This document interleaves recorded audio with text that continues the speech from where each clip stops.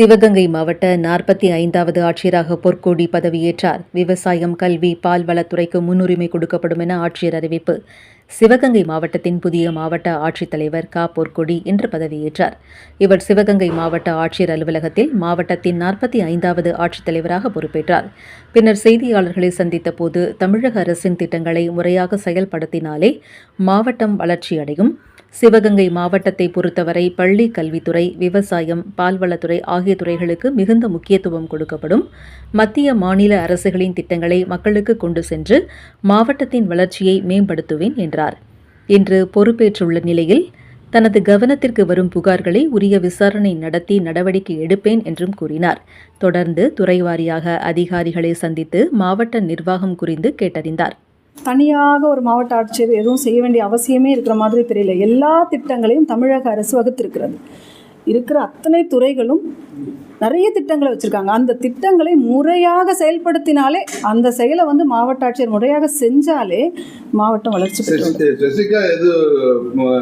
பள்ளி கல்வித்துறைக்கு அதிக இம்பார்ட்டன்ஸ் கொடுத்தோம்னா, ஏன்னா அவங்க தான் இந்த நாட்டினுடைய தூண்கள். ஸோ அவங்களுடைய கல்வியை முன்னேற்றம் கொடுக்கறது.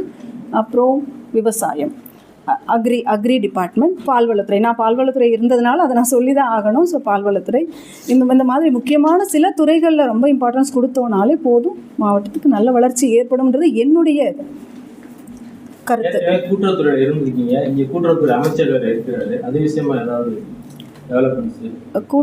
பால்வள கூட்டுறவுத்துறையில் இருந்திருக்கேன். அதில் என்னென்ன திட்டங்கள் இருக்குதுன்னு தெரியும். அதை சென்ட்ரல் கவர்மெண்ட் ஸ்கீம்ஸ் எப்படி யூஸ் பண்ணணும்னு தெரியும், ஸ்டேட் கவர்மெண்ட் ஸ்கீம்ஸ் எப்படி யூஸ் பண்ணணும்னு தெரியும்.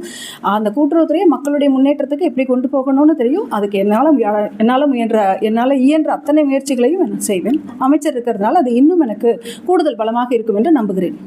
சிவகங்கை மாவட்டம் மாவட்ட அளவிலான விவசாயிகள் கூட்டம் மாதந்தோறும் நடக்குது.